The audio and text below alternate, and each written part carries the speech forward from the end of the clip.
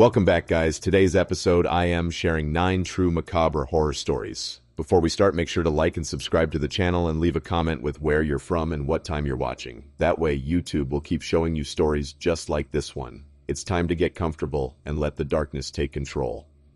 Now, let's begin. The box arrived on a Tuesday, the kind of gray afternoon that smells like wet wool. My name was written in blue ink on the padded envelope, the letters steady at the start and then tumbling into each other like the hand had sped up to outrun its own hesitation. There was no return address, just a strip of packing tape that had been smoothed again and again, the way people pet a dog they don't know what to say to. Inside, a shoebox with the lid taped in an X, the cardboard soft at the edges as if it had been rescued from a damp closet. When I peeled the tape back, it hissed like a secret that didn't want to be let go. The smell came first. Old paper, machine oil, that attic sweetness that isn't exactly pleasant and isn't entirely unpleasant either. Beneath a layer of yellowed tissue there were cassettes, a stack of them, some in cases, some naked, scuffed and scratched in the places where thumbs had pressed pause and flip and eject 1,000 times. Each had a paper label, side A, side B, and then, on the white rectangle where the album title would go, a date, a word, sometimes just a symbol I couldn't place. The handwriting was thin and careful and quivered slightly like the ink itself had nerves. I knew who they were from, or at least who they had belonged to.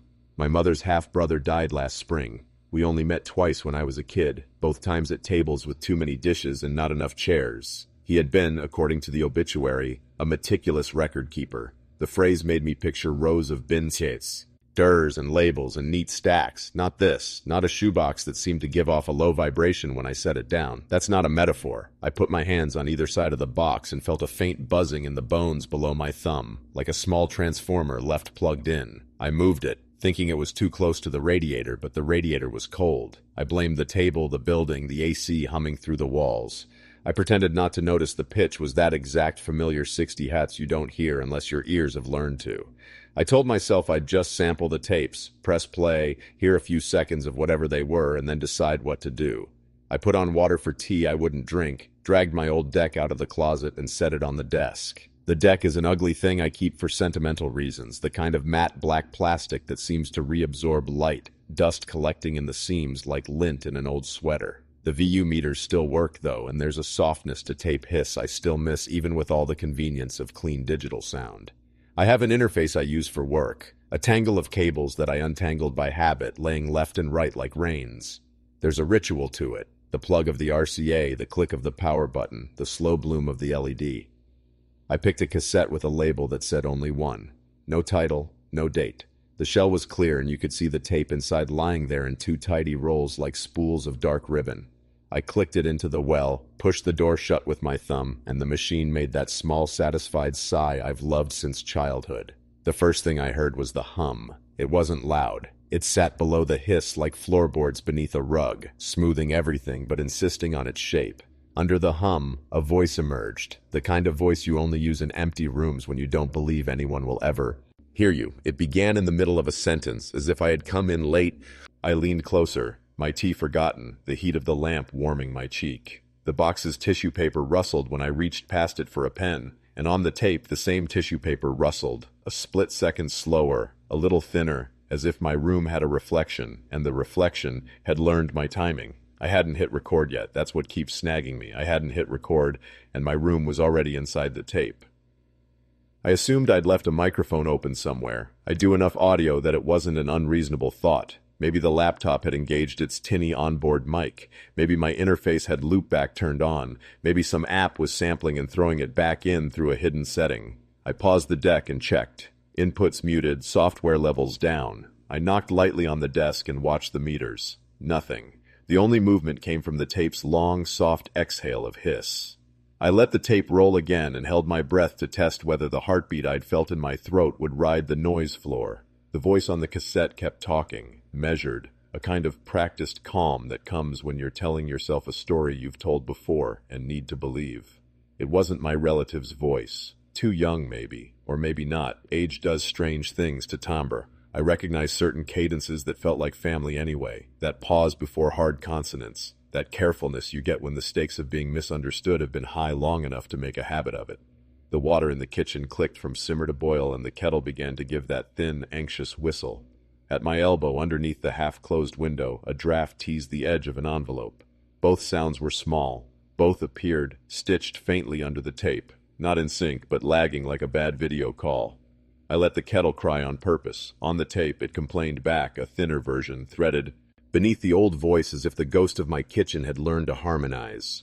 I told myself the heads were dirty and picking up phantom signals. That can happen. The magnetic residue from one pass bleeding into the next, a kind of audio ghosting called print-through. But print-through repeats the past, not the present. I switched to headphones and closed my eyes. The voice on the cassette said something about a door that never latched the same way twice.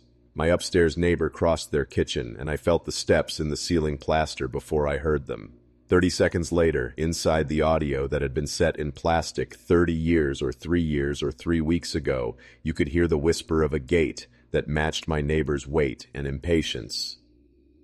When the kettle got too shrill, I pulled it off the burner and set it on a cool rung, and the metal foot-on-metal groove made that particular clack our stove always makes. I stood there very still, while the tape kept playing. I counted out slowly the way you count when you're timing a thunderstorm. 2 Mississippi, 3 Mississippi, 4, and at 6, give or take, there it was, tucked under the voice like an asterisk.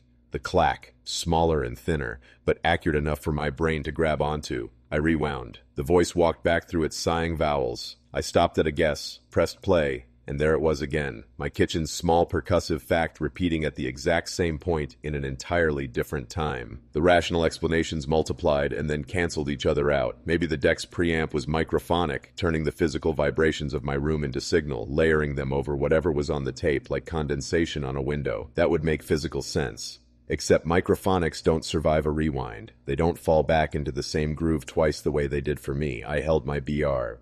ETH again. The voice kept talking, oblivious. There was a hum underneath it all, a patient machine's hum, the pitch so stable it made everything else seem to shiver around it.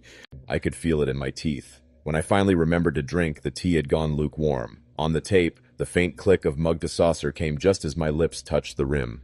You start to feel foolish even writing this down, as if you're asking to be told to go outside, touch grass, be normal. But it didn't feel like a glitch. It felt like a room ignoring the rules of being a room. I started making deliberate sounds, tapping out 3 slow beats on the desk, dragging my sleeve across the grain so the fibers hissed softly, flipping the light switch next to the desk so the lamp would pop, that little pop you only notice at night. Each time, the faintest echo appeared on the tape in its own time, shy and inevitable. It was like watching your reflection start to mouth your words a little too early or a little too late. Not wrong enough to say with confidence, "This is wrong." Just wrong enough to make your body lean away before your mind could phrase the discomfort. I paused the deck then, needing the kind of silence you can only get from machines when they surrender and go still. The tape stopped spinning. The hum remained. The hum is the part I couldn't shake, even after I unplugged everything and the light in the VU meter shrank back into its bulbs. It was the sort of sound you notice only after you've noticed it, like a scratching in another room you wouldn't hear until you picture a mouse, like the way your own breathing becomes too loud once someone says, "Listen." It didn't grow louder when I cut the power. It didn't fade. It lived in the apartment itself, in the plaster, in the copper veins that fed the outlets. When I set the shoebox on the floor, the hum seemed to relocate with it. That's attribution bias, I know. Our brains lean toward the thing we're afraid of and make it responsible. But I can only tell you what I did. I stood at the middle of the room, and the N at the edge, and then at the middle again. And it moved with me, or I moved with it, a resonance you carry like a song stuck in your head. I tried to reason it out. There's a big transformer at the corner of our block that's been there since before I moved in. Maybe the building caches its throb when the weather sits heavy, and you hear it as if your own skull's a drum. Maybe the deck's old motor is such a presence that it untrains your ear, and when it's off, it leaves a negative space your brain insists on filling. I wrote down the times in a notebook anyway. 9:41 p.m. First playback, 9:49 p.m. Kettle, 9:56 p.m. Lamp click, 9:57 p.m. Rewind, 10:04 p.m. Stop. It felt like something that should have a record kept of it. I cleaned the heads with a cotton swab, alcohol stinging the inside of my nose because it gave me something to do besides listen. I washed the mug. Somewhere in the building, water traveled loud through old pipes. I put the cassette back in its case and relabeled it with a small dot so I'd know which one I'd started with. There were easily 20 more in the box, maybe more, some with titles I couldn't parse. The Orchard, Ward E, Crawl Space, little phrases that sounded like inside jokes told to yourself to see if you still remember what you meant. On one, in pencil so faint it almost disappeared when I tilted it toward the lamp, there was a line I recognized from my childhood but couldn't place where it belonged. Come inside before it gets on you. It's strange which sentences carry weight even when you don't know what they mean. They feel like someone's handed you a tool you've never seen and told you it's for glass, and now all you can see is glass that might break. I texted a friend who understands gear and weirdness in equal measure.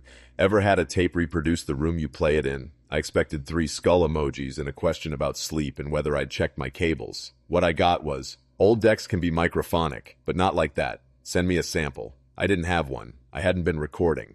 I hovered my finger over the space bar like a superstitious person hovering over a Ouija planchette, ready to push it across the board and pretend I wasn't the one moving it. I pressed it anyway.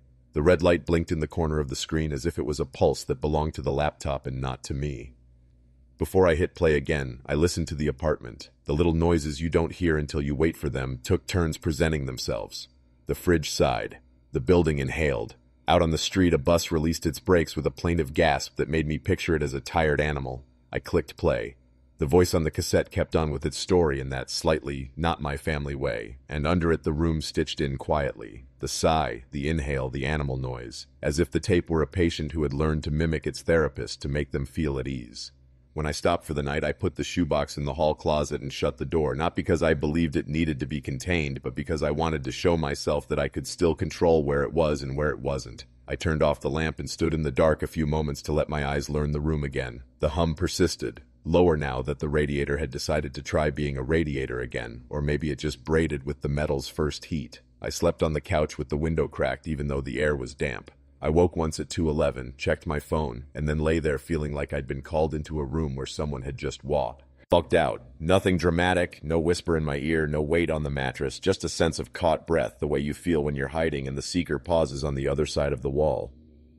In the morning, with the lid of the shoebox still shut, the apartment was its usual unremarkable self, coffee and toast and emails. The hum was softer in daylight, or else my brain decided to file it under background again. I carried the deck back to the desk anyway. I told myself I'd go through the tapes like a librarian. Dates noted, labels transcribed, track lengths logged. That was the safe way to do it, as if safety was something that could be engineered out of order and attention. I pressed record this time before I pressed play, and still, I swear, the first thing that touched the audio wasn't the voice. It was the sound of my own sleeve as I settled into the chair, a small hush laid under another person's story, and the feeling that when I finally listened back, something that wasn't mine would already be waiting there, nodding along. The summer I watched The Farm. The house sat at the lip of the orchard like it had been set there to keep the trees from slipping. 50 acres of squat, well-tempered apple trees in straight little regiments, rows that held their shape even when the heat turned the air soft. The couple who owned it were gone for 6 weeks to help a parent recover from surgery. They left me the keys on a ring shaped like an apple, a list on the fridge with boxes to check. Irrigation on Mondays and Thursdays. Refill the yellow jacket traps if the pears start to drop. Compost the windfall. Water the kitchen garden except the dill. The dill does its own thing. The house was simple. A small porch with a wicker chair that creaked like it remembered other summers. A kitchen that carried last year's cider in its boards. Screens that didn't fit quite right, so gnats gathered in the angles at dusk like punctuation. If you've ever lived rural for a stretch, you know how the quiet isn't quiet. The pump kicked in beneath the sink. The road a mile away thread a low tire whine through the heat. Every so often a wind machine, the big fan on a pole, would stir, even though it was too warm for frost. Some automated test I didn't know how to stop. Bees worked. Grasshoppers rattled their combs. I started measuring time in the sound of things that were busy.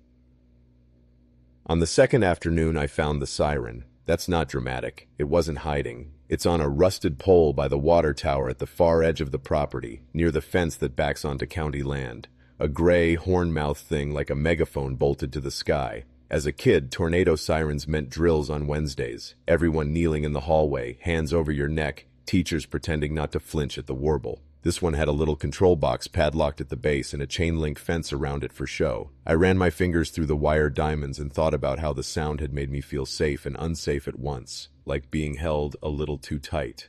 They told me there'd be a monthly test at noon the first Wednesday. The first Wednesday came and went, noon, warming the metal arm of the porch clock until it ticked with that dry, hot click old plastic makes, and nothing sounded. The silence seemed deliberate. The way a person deciding not to respond is a different kind of silence than someone who didn't hear you. It was Sunday toward evening when I heard it anyway.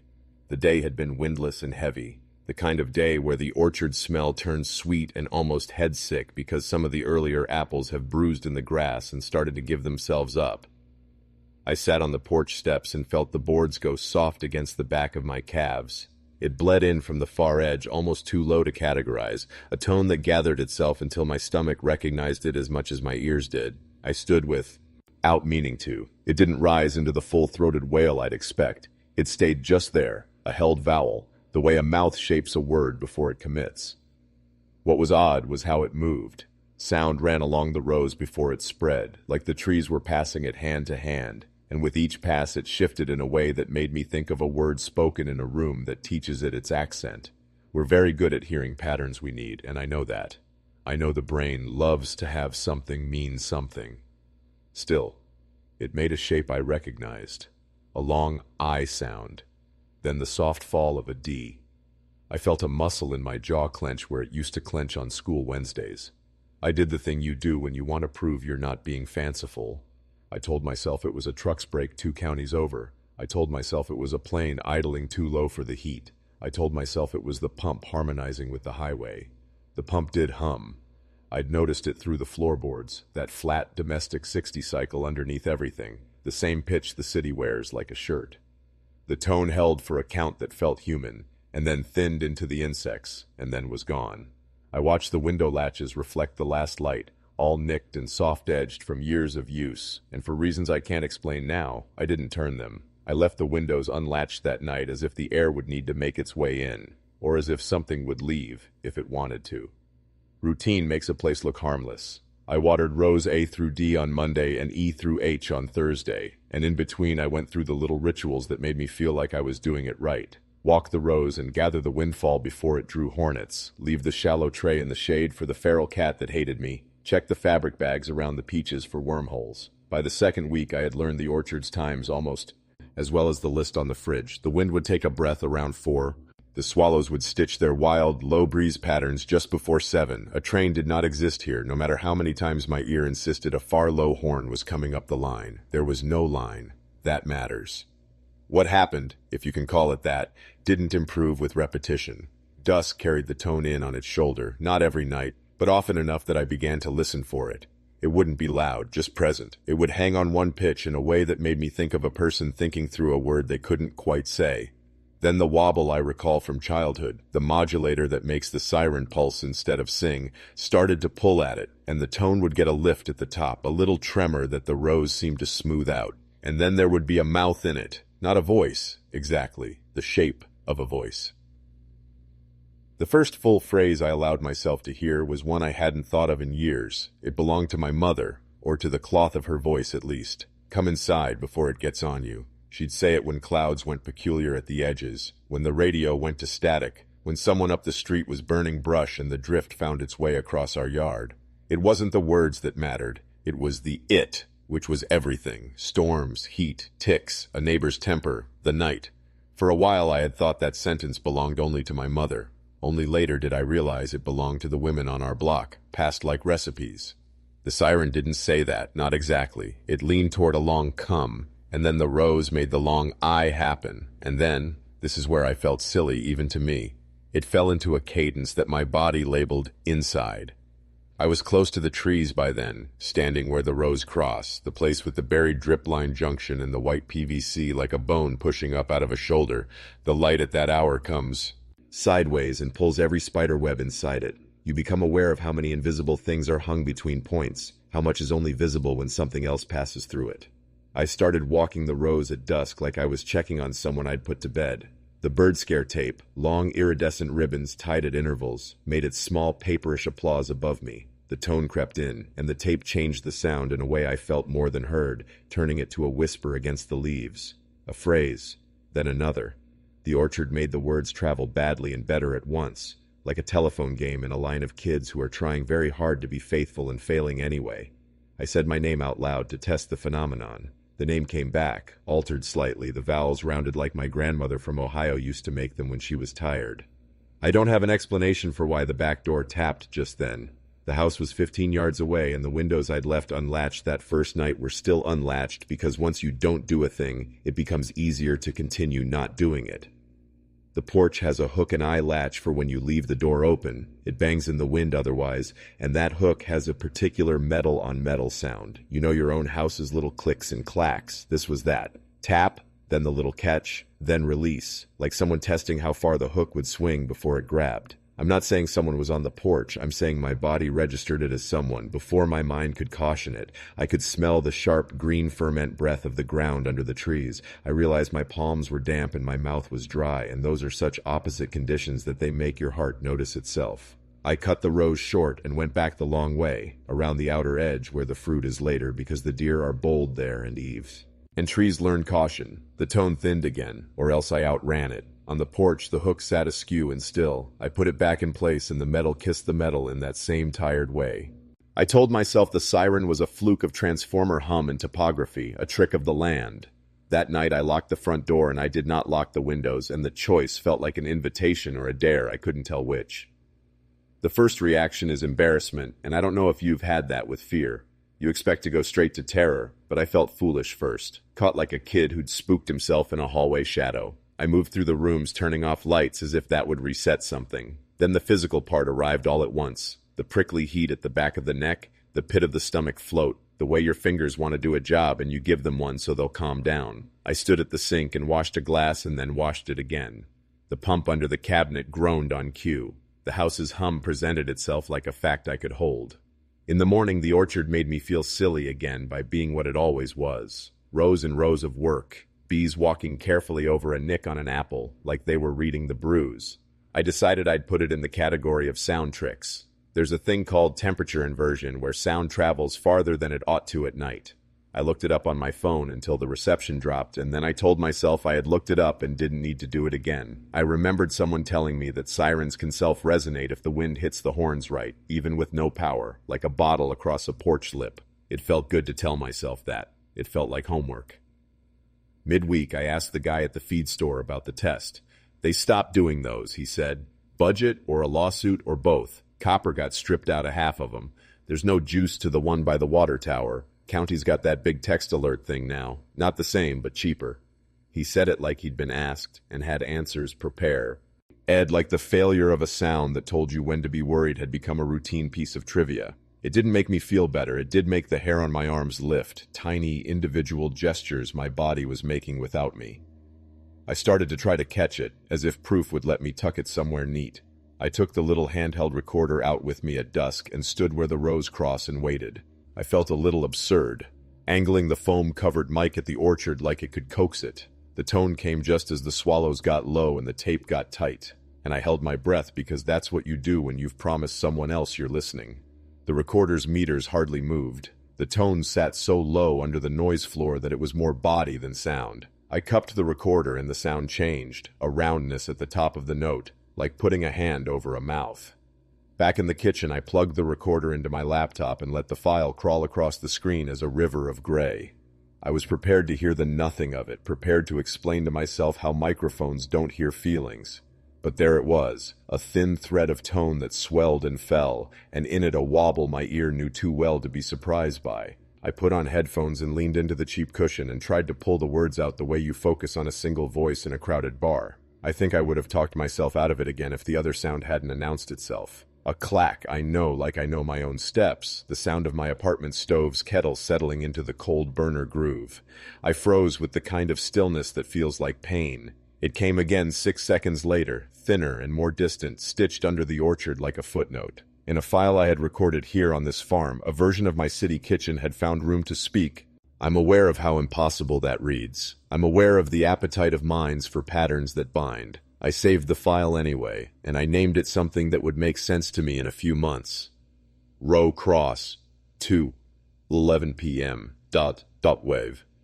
The time is wrong. It was evening, but the file tag read 2:11, a leftover from the last thing I'd recorded in the apartment, like my machines were keeping their own idea of time and refused to be talked out of it. Sleep got poor after that. I'd wake a little after 2 and listen for the tone and then tell myself I wasn't listening and lie there anyway, counting the space between the fridge's size. I started latching the windows just to hear the sound of it, then unlatching them again because I felt like I was trapping something. The door hook clicked with the small, moral sound of a tool doing its job. In the morning, I'd walk the rows and the bird scare tape would applaud me softly, and I'd think, maybe the mind makes a siren out of the orchard because the orchard is just a body of repeating shapes and the mind loves a repeated shape. Maybe I brought the sentence with me and the land obediently found a way to say it back.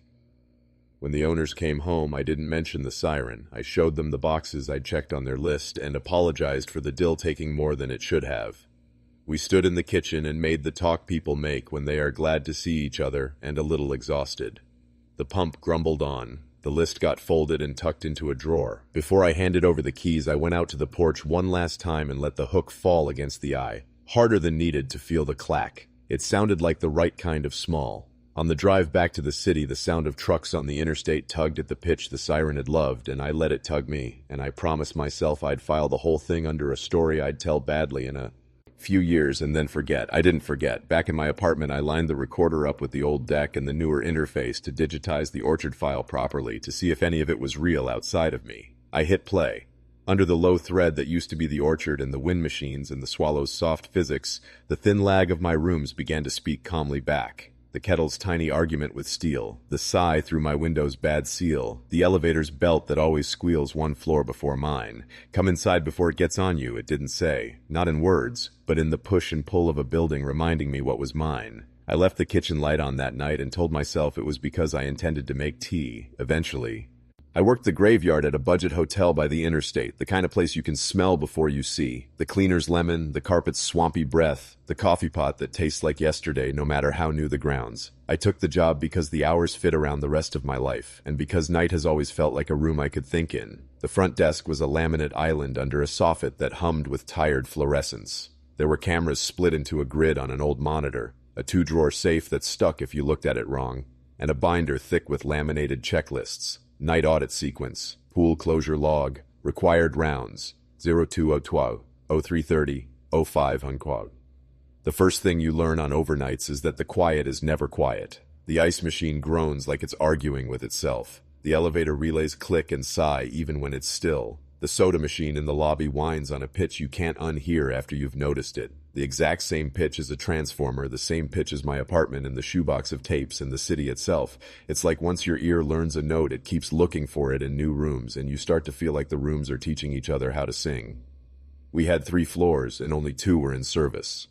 West Wing 3rd floor is sealed for abatement, the manager said on my first tour, walking me past the elevator into a corridor that ended in plastic sheeting taped like a surgery. Pipe burst last winter. Insurance. Don't worry about it. There was blue painter's tape over the push bar on the fire door, and a printed sign the color of old mustard. Construction, no entry. The housekeeper who trained me, Irma, quick with a stapler and quicker with a smile that closed before it opened, rolled her eyes when we passed. They say mold, she said soft, but really they don't want to pay. Then, as if that explained everything, we skip 13s here. Bad luck. I looked up at the brass numbers running along the second floor doors, 210, 212, 214, and realized there was no 213 there to skip. It was a superstition applied too late to matter. The phones were old enough to have little green displays that made every number look like it had been drawn with a ruler. The switchboard panel behind the desk was older, not really a board at all, but a rack with blinking LEDs and a printer that coughed out narrow paper strips with call times and wake-up lists like fortunes.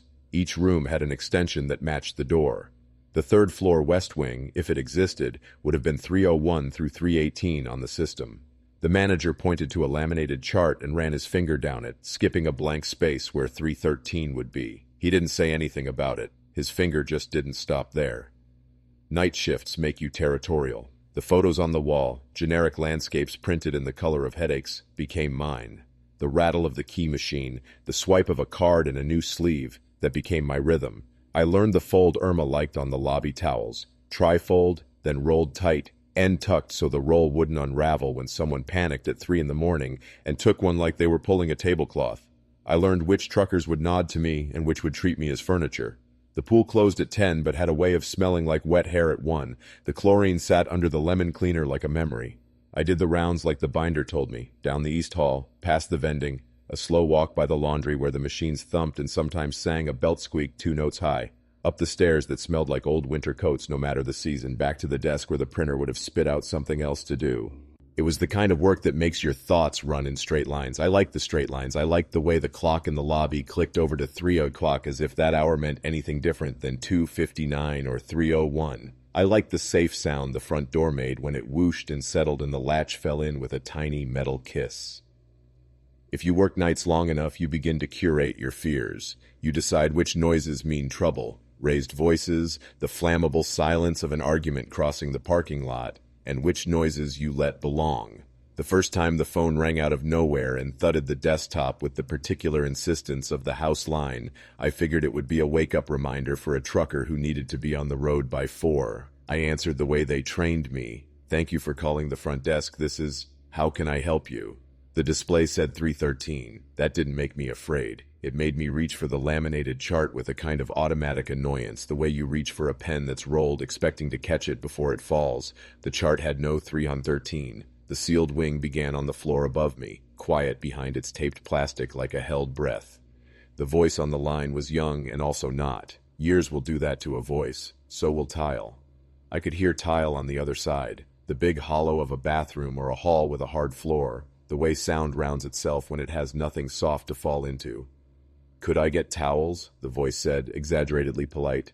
"The way they were folded last time? People ask for things at night using different rules. They soften their vowels, they use more words than they need, as if the dark requires apology." I said of course and reached for the stack beneath the counter out of reflex, already tri-folding one in the air while my other hand skimmed the chart again. Like this time it would be different. "Which room may I send them to?" I said, and the line didn't answer, not exactly. Water went on somewhere near the phone and then off. The voice repeated itself word for word, the cadence only a degree to the left. "The way they were folded last time." I've been on enough phones to know when I'm listening to a recording. This wasn't that. It was live in the way you can't fake. The small catch of breath, the mouth's tiny wet sound before a consonant, the friction of skin on plastic when a receiver slips microscopically. But it felt rehearsed. It felt like a script someone had been given and was trying to say convincingly. That made it worse. The display insisted on 3 on 13. I did the thing no one is supposed to do and put the call on mute to see if the PBX would cough up anything else on the panel. It didn't. The printer burped a single ticket. "Internal call, 0313-0313. That coincidence made me snort a private laugh I didn't feel. I unmuted. "I can bring those right up," I said, as if there was up to bring it to. There was a pause that had the shape of a nod. "Thank you," the voice said, and I could have sworn I heard the echo I trained into towels when I folded them too sharply behind the desk, the brush of cotton against a laminate counter edge. I took the elevator because we are trained to perform normalcy even when we're the only audience.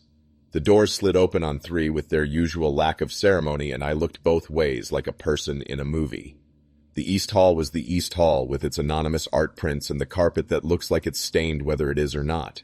The West Hall ended in the construction plastic. The sign hadn't moved. The plastic hadn't either, except it did what plastic does and bowed very slightly in and out with the tides of the building's air. An exit sign lent it an underwater red. You can tell the history of a hotel wing by the SME. L alone. The sealed part had the dead wet scent of plaster that's had hope and lost it. I stood with my shoulder blades prickling and the towels a neat roll in my arms, and I listened. At first it was the building's list of small complaints. HVAC breathing, the elevator's cable singing its grief through the shaft. Then there was the sharper impression of water. Not a leak, exactly. The presence of water like a person you know is behind you because the air changes. I raised the towels to knock them with my knuckles against the construction sign the way you do when you aren't sure whether knocking matters on plastic. It seemed absurd to call out, and I wanted the absurdity because it would prove me silly and let me go back downstairs with a story that would make Irma laugh. "Front desk," I said to no one, and then, foolishly, "housekeeping," which I wasn't. Behind the plastic, deeper in than the 3rd floor could go, a door did what a door does when it keeps light to itself and fails for a moment. A thin seam went bright at the bottom. A shape passed in front of that seam and the slit of light narrowed, then widened, as if someone inside the sealed wing had found a reason to pace. There are prints you expect on hotel carpet, soles slicked by the pool, muddy boots when the rain blows weird across the lot, the chaos of a traveling family's shoed argument.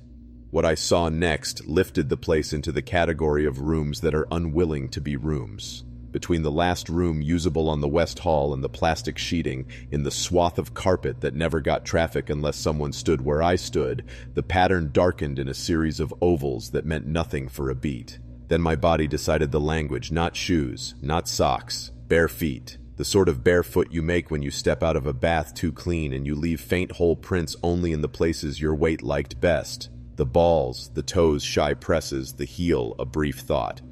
The prints went away from the plastic, not toward it. They weren't wet enough to drip, they were wet enough to commit in darker blues against the carpet's hotel geometry. The direction was wrong. That matters, or it mattered to me, because if you are sealing a wing, you expect signs that point inward, workers, inspectors, people with permission. But whatever had stepped out and kept stepping until the pattern thinned into general dark, and the hallway became what hallways are again. I followed them because I had the job of following things and writing them in a log. They faded before the elevator. I pressed my hand to the plastic and it pressed back with the faint resistance a room gives you when it is trying to hold its breath. By the time I got back behind the desk, the printer had spat up a new, narrow ribbon in that clattering dot matrix way that feels both cheerful and sick. Wake up added, room 314, 0211. I didn't add it. The system thought I did. There's a normal explanation for every piece if you keep the pieces from talking to each other. Phones are hydras. They grow ghost calls when the lines get wet. Extensions that don't exist in the chart still exist in the PBX, and numbers are sticky when they've been used. Contractors forget to kill circuits when they pull walls. Negative pressure makes doors do tricks. Water does everything it wants to in a building. Barefoot prints could belong to a guest sneaking out of the pool after hours. A person I didn't catch could have doubled back while I was staring at plastic trying to decide if I'd knock again. If you keep the pieces separate, it's fine. I tried to keep them separate. I canceled the phantom wake-up in the phone menu and felt superior to superstition. I found a line item in the audit binder, PBX anomalies, note and move on, and pretended the phrase had been written for me. The next night the phone rang at 3:13 with the same exaggerated courtesy and the same request for towels, the way they were folded last time, and it was easier to say absolutely while my thumb canceled the new wake-up 0211 again than it was to say, this number cannot call here. I told myself I'd catch whoever was making the prints without turning it into a story I'd later have to explain to a manager. I made my rounds early, then again at the exact wrong time so it would surprise anyone who had begun to count on my predictability. I parked a towel cart by the elevator on 3 like a decoy. The camera for the west third-floor hall showed static at intervals because our wiring was old and the electricians liked our money more than we liked fixing things. In the partial minutes when it did render, I'd glimpsed the plastic at the end breathing in and out. The stupid thought rose that it was trying not to laugh. On the third night, I left a bundle of towels by the plastic sheeting, folded the way we did for VIP buses. The extra turn that makes them into squares heavy enough to feel expensive. The edge tucked under so they read as self-contained. I logged it so I wouldn't be accused of theft. When I went back up an hour later, the towels were gone. The carpet where they had sat showed the shape of absence, the way a bedsheet shows where a person slept. The prints did not come back. I told myself someone from maintenance had grabbed the towels because some line leak had gotten worse inside the sealed wing and they needed something to sop it. In the morning, working the edge of exhausted that makes the sunrise feel like a dare, I found a single towel rolled tight, not our roll, not Irma's, on the bottom shelf of the lobby bookshelf under the brochures for the cave tour and the aquarium, like somebody hid it there quickly. It had a fold I didn't recognize, a little envelope at one end like a gift card sleeve, as if it were meant to keep something private. I picked it up and the weight of it felt wrong, the heaviness of water that's decided to stay. I tried to show it to the day manager and the towel had turned back into any hotel towel by then. White, clear as argent. And generic in the way anonymity is a kind of mercy. He laughed when I mentioned the calls and told me about harmonics on copper lines, old hotels that would sigh to each other when the weather changed. He said people ask for towels weird, and his evidence was the basket of rags guests had used for God knows what and returned to us wet. Irma, when I told her later, touched the top of my hand and made a little warding motion she would never have admitted to if pressed. You don't go in sealed wings, she said like a proverb. You don't answer numbers that don't live here. Then quieter. You fold the lobby towels nice. People see the nice and they do nice back. It would have sounded like superstition if I hadn't wanted a rule so badly. I kept the wake-up cancellations to myself. The hotel's printer kept insisting that at 2:11 there would be a call to 313, and then it would show me that I had canceled it personally even on nights I hadn't looked. On my nights off, the overnight guy texted me the first time. Weird. 313 tried for towels. When I asked if he took anything up, he sent me a picture of the plastic and a shrug emoji and then, no way, man. After that, he stopped mentioning it like we had agreed that ignoring was safer. Years later, when I slid the cassette from the shoebox labeled Room 313 into the deck and let the hum lay itself under everything like a patient machine, the first seconds felt like a bad joke I'd told myself and then forgotten. On the tape, under the hiss, the very specific double beep of our switchboard presenting an internal call sounded like it was happening at my elbow. My own voice. I can only say it was mine because it was wearing my sentences, not because it sounded familiar. Answered with the script I had been taught and had tried to make my own. Thank you for calling the front desk. This is... How can I help you? The other voice, that soft exaggerated courtesy, asked for towels the way they were folded last time, and the tape's room inhaled as if it were trying to be the lobby. I paused the deck without meaning to. The apartment around me did what rooms do when they realize they're being noticed. They shifted into a pose. The VU meters held a little glow and then dimmed. I could feel the hotel carpet under my shoes, how it gave and then didn't, and I could feel the seam of light under a door that should have been no one's door. I can explain pieces even now. I can lay them out like towels in the lobby and tell you the folds that make them behave. I still don't walk past a sealed wing if I don't have to. I still find my hands without thinking making the extra turn at the end so the towel reads whole. It feels like the smallest offering to a room that did not agree to be closed. It took me a whole fall to admit the radiator was part of the apartment's personality, not a defect. The building had that pre-war steadiness, thick plaster walls that swallow what you say and give it back later as dust. The radiator itself sat under the window like an animal that had curled there a decade ago and never moved again. Cast iron, many-finned, painted over and over until the paint had puckered and cracked into little continents. When I moved in, the landlord handed me 2 keys and an apology. Boiler's off till the city gives us the okay. You won't hear it until November, he said, as if that was his gift. He said it again in October when the first night we flirted with frost and I sent a text that read only, heat. He wrote back a thumbs up, which is not the same as yes. Old buildings talk regardless. The pipes knock when temperature shifts, metal finding its length. The windows make a small wet sound in their tracks when wind pushes wrong. I told myself that's what I heard the first time at 2:11 a.m. That familiar hour starting to attach itself to my nights. A polite haunt. The radiator exhaled. It wasn't a hiss like I knew from childhood apartments. It was a whisper with a little broken note. In it, like someone speaking through their teeth to spare a sleeping person in the next bed. I lay there with the duvet pulled up and my eyes open and waited for the usual series. Ping of metal as it takes heat. A far-off clang when a neighbor adjusts a valve and the rest of the system complains. The cluck of my own window loosening in its frame. What I got instead was cadence. Whisper, pause, whisper, a rhythm I recognized in my body before I could place it in memory. You don't have to know a prayer to know you're hearing one. There's a humility baked into the syntax, a pattern of asking that repeats in a way that makes you want to put your hands somewhere respectful, even if your life has never required that of you. I am not religious in any way that would comfort a priest. My mother wasn't either, not in public. There were 3 or 4 phrases she carried, though, and they show up in my bones the way old injuries do when rain is coming.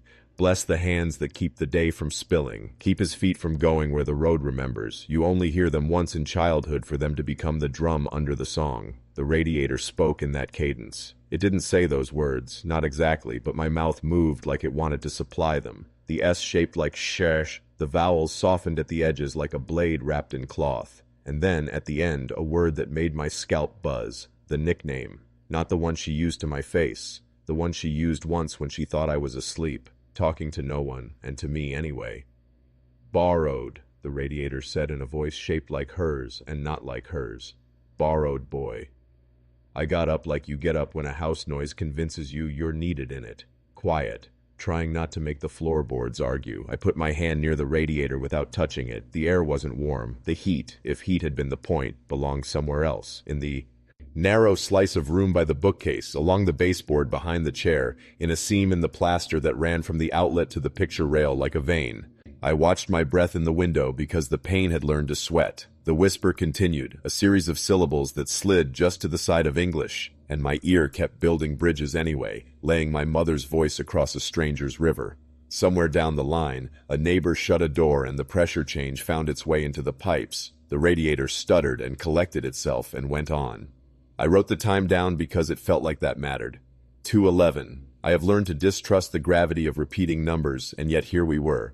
I lay back down and told my body to be sensible. My body, traitor, found itself counting breaths in the long, old rhythm you count when someone you love is asleep beside you and making the small, vulnerable noises people make. The radiator's whisper tapered. When it stopped, it didn't stop. It left the shape of itself behind in the room, the way you can still feel a bus after it's taken its weight off the curb.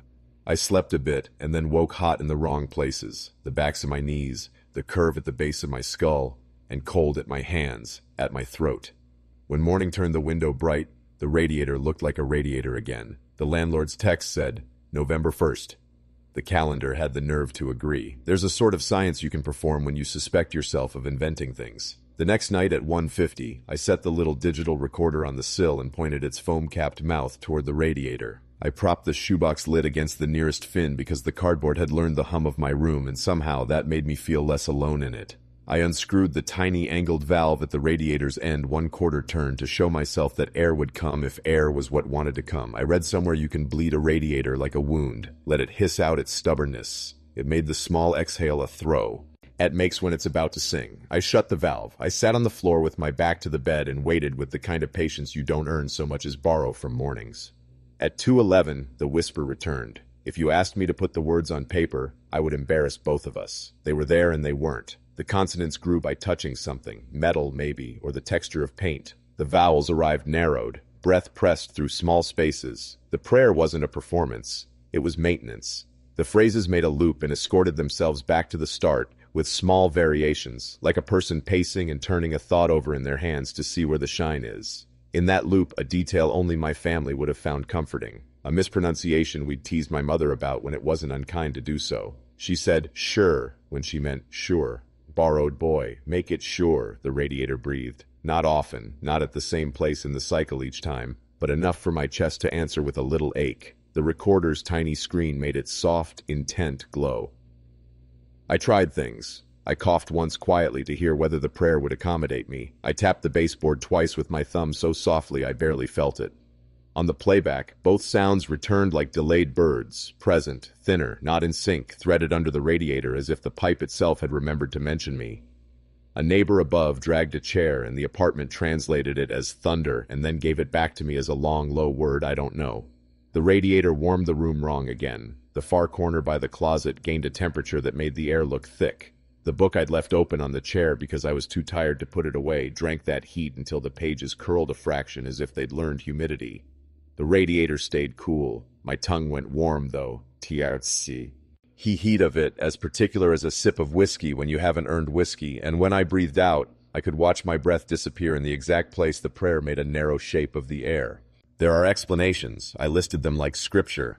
Air trapped in the system voicing itself through the old keyhole of the valve. Wind moving across the crown of the building, finding a resonance in the stacks so that the apartment below hears its own chimney speaking. Neighbor's radio, neighbor's humidifier, neighbor's mouth. The fact that you can lay a mother's voice over any rhythm and the body will nod in relief and call it recognition. Still, the recorder played back a litany that carried cargo my building could not have packed. Keep the doors from catching, it whispered once, and I thought of the hotel's plastic and the seam of light that knew how to show you it was being kept from you. Guide him up from the deep green, it said another time, so soft I could have claimed I hadn't heard it if my hand hadn't tightened around the foam on the recorder in a way that left teeth marks. The words didn't stack into foreshadowing until later. In the moment they were only the comfort of an involuntary rhyme. The last thing it said that night felt like a report and a benediction. Fold with the extra turn. It is nothing, that phrase. It is everything, if you've ever taught your hands a way to make a towel stay. The radiator paused there, a held breath in the finned body of it, and then let itself go with a soft ease that made me picture a hand smoothing a child's hair and then lifting away. I slept in halves until dawn and woke with the copper taste of having bitten the inside of my cheek, a small self-inflicted evidence you can carry around all day and pretend means something. I tried the reasonable routes. "Boilers off," the landlord said again when I called, and I could hear a television in his background telling a story about weather in another city. Even if it were on, you wouldn't hear much at night. They put timers on now. He was the type of man who likes a sentence with the word "they" in it. I knocked on the upstairs neighbor's door. At an hour you are allowed to knock if your face is apologetic and your body is small. A woman in her 70s answered in a cardigan the color of old candle wax and asked me what was wrong in the voice people use when they are prepared to help you but will not be surprised if you say you don't know. I said, "The pipes," and she nodded like we were talking about a person we had both known a long time. "They pray," she said, as if answering a question I hadn't gotten around to. "Been doing it since I moved in. Sometimes earlier, mostly after 2. I call them psalms." When I laughed because I didn't know what else to do with the relief and the small terror that rode in with it, she smiled. "You don't have to believe the words to let them be words," she said, and I went back down the stairs feeling like I didn't deserve the calm of her. The cassette in the shoebox labeled Radiator Psalms had a faint smear of something tacky on its case, like someone put a teacup down on it once and then hurried. I slid it in. The tape began with room tone I knew too well, the hum that had insinuated itself under my days since the shoebox arrived. Beneath that, fainter, the minutely percussive dance of old metal adjusting itself to a decision. Then the whisper. My apartment produced its own version at the same moment, a faint lip to the air as if the radiator were trying to clear its throat. On the tape, the cadence was identical and not. I could hear other buildings in it, other winters. The voice wore my mother's share, wore the unkind nickname one aunt had for my father's temper, and the way it would lean against a door until the door learned to lean back.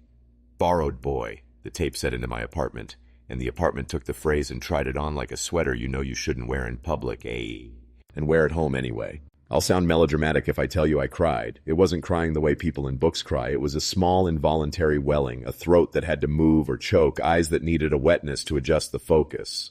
I sat on the floor, shoulders against the bed, and watched the VU meters twitch in small, reassuring ways. It is a ridiculous mercy that older machines have faces. I said out loud, "I hear you," which is the sort of sentence you say into a phone when you want to be sure the person on the other end feels like the person on the other end. The radiator answered by not answering, and by warming the exact strip of floor between my desk and the door as if it expected me to pace. I put my palm there and felt it like a promise. My neighbor's television upstairs turned to the weather, and the meteorologist gestured over arrows that seemed to emphasize a county I didn't live in. On the tape, some other building's neighbor coughed the way smokers cough in the mornings. My apartment coughed back seconds later like we were exchanging courtesies. I tried to reduce it. I looked up hydronic heating forums until the acronyms made a texture I could almost rest in. People wrote, with the confidence of men who have handled wrenches and therefore the world, about water hammer and trapped air and the pinched harmonics of vents. They posted videos of radiators singing in penthouses and banging in basements and sighing in old hospitals, and under all of them was an inevitable thread of comment about ghosts, which was unhelpful in one direction and too helpful in the other. I unscrewed the valve with a flathead and let the smallest line of steam shiver the screwdriver shaft and then tightened it again. I placed my littlest bowl beneath as if I could catch what it said. The bowl fogged at the lip and stayed cool in the palm.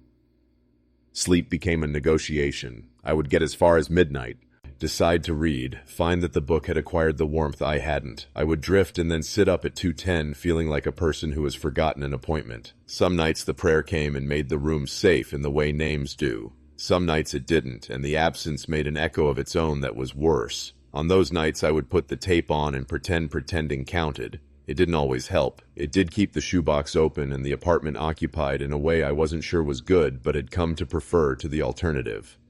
What I am left with is small and cannot be proved. The tape says the words with my mother's mispronounced share, and the radiator warms the wrong places, and the time on the files that survive likes to be 2:11 no matter what the actual clock says. Someone else would say grief. Someone else would say pattern bias. I say, my building prays and my machines oblige, and once in a while something that sounds like love speaks from a rusted animal under my window and calls me by a name I was not meant to hear. When it stops, it leaves a shape behind, and I have learned to walk around it like furniture in the dark.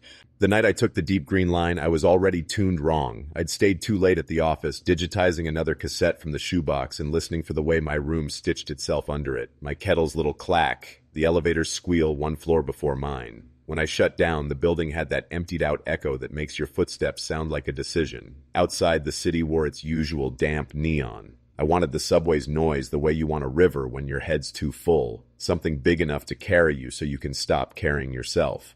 I could have walked, but rain had begun, the kind of light, mean spitting that convinces you it isn't raining at all until you're wet, and my phone showed a battery icon the color of warning. The station stairs smelled like iron and coins, and the coats of people who have been rained on and dried and rained on again. Down on the mezzanine, the turnstiles coughed people in both directions, and the air held that packaged heat feeling, old currents stirred by new bodies. I told myself I was a person getting on a train. I told myself that was the end of the sentence. Platforms at that hour become their own rooms. A bench with 3 notches, a woman with a tote bag making a home out of the square of tile beneath her feet. A man asleep with the bottom edge of a free daily still crooked between 2 fingers. I stood under the LED sign and watched it decide how honest to be about the next arrival. Half the characters were missing. Those that remained had a halation to them that hurt if you stared. The line I take home is a mild, friendly blue on maps, unthreatening. The sign's color shifted once, twice, and then settled into a green I have no other word for than deep. Not emerald, not neon, the kind of green you see in old bottles dug out of riverbanks. The letters didn't name a route the way I knew routes to be named. "That's bad," they spilled. Deep green. It looked like a joke a bored maintenance worker had taught the sign to tell. An announcement tried to be helpful and came out thin and apologetic. "Planned service changes. Share the pole. Expect delays." The voice had trouble with sibilance, and my brain nudged that detail and filed it next to nothing. The countdown clock hiccuped at 2 minutes, then went blank, then came back as 2:11. It's an ordinary time if you don't teach your body to expect it. I tried not to reach for my phone and confirm. I tried to be a person with a commute and not the person who has a box of other people's confessions under his bed. The train arrived with a fine grit of brake dust and wind that smelled like cold tile. It wasn't one of the older cars with the rattan seats, nor one of the newest that looked like smooth appliances. It was a middle child, the kind with windows that made their own weather on damp nights and seatbacks scuffed by the luggage of people who have slept on trains long enough to not sit right anywhere else. The destination display over the front door wore that same deep green, and not even an initial, just a slow crawl, deep green local. You measure normalcy on trains in what people let themselves do. In my car, everyone performed the ritual of eyes lowered, hands occupied. A woman in scrubs stood with her knuckles pressed white around the pocket where she kept her phone. An almost sleeping young man had paint on his hands the color of school hallways and had, without realizing, patterned his fingers on his thigh like leaves. A man in a suit slept upright with the careful balance of someone who does this each night on purpose. No one looked at the display. That felt like good news. I stepped in. The doors closed with the polite threat they always make, and the car sighed us forward into the tunnel. If you ride a line long enough, you know how the speed changes feel the way you know a loved one steps on stairs. This wasn't my line, but my body decided it knew the grammar anyway. We eased out, a small shiver at the coupler that ran through the car like a whisper, and as the acceleration settled into glide, the vibration came up through the floor and into my shoes and kept going into my knees and the soft place above my knees where a person who worries keeps their worry folded. The overhead map, the long diagram that promises where you're going and what you'll pass to get there, glowed its regular thin white until it didn't. The little bulbs that should have winked on for upcoming stops stayed dark, and then a deep green line I have never seen on any map traced itself along the plastic, a snake under the other snakes. It didn't intersect so much as shadow familiar paths, repeating, doubled. The announcement system chimed, and that soft, shingled voice tried for the standard sentence about doors and people and safety. "Stand clear of the closing doors, please," it meant to say, but the sibilance lagged, the vowels softened, and what came through was, "Keep the doors from catching, please." The please was not policy. It was personal. The sure and be sure to a minute later had the shape of my mother's sure. I could have let that be a coincidence if the scent of lily of the valley hadn't arrived with the voice, a ghost of the hospice night shift sunk in someone's coat. We stopped at a station I didn't recognize, which happens because the city is full of corners you swear you've never seen and were always there.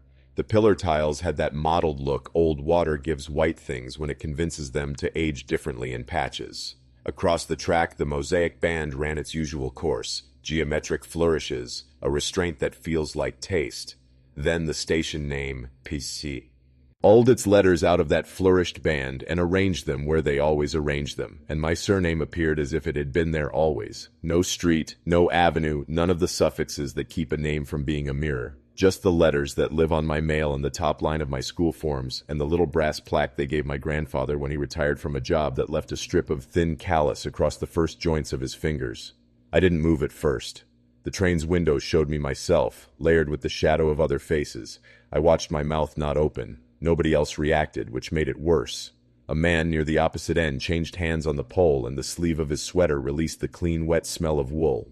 The doors breathed, almost decided to close, and didn't. The platform was exactly as platforms are at that hour. Damp tile, an overflowing trash can with the universal wedge of coffee cup mouths facing out. An ad for a museum show whose dates ended weeks ago. Above the stairs, a porcelain sign with a hairline crack read to Ashburn Lane in a font I've only seen in photographs. I stepped to the threshold because my body wanted to test what would happen if I tried to put my foot down on a place that had learned my name without permission. The car's floor met my shoe, then the platform's tile, and they were the same temperature in the wrong way, cold, that has remembered warmth and resents it. I didn't cross the gap completely. The train exhaled the way rooms do when they're about to receive a guest. On the column nearest me, someone had pasted a small square of paper in the exact spot where you might lean to look at the mosaic better. The square wasn't an ad. It was cut in the shape of a house, the kind kids draw, triangle roof, square door, and someone had outlined windows in a pen that ran when damp.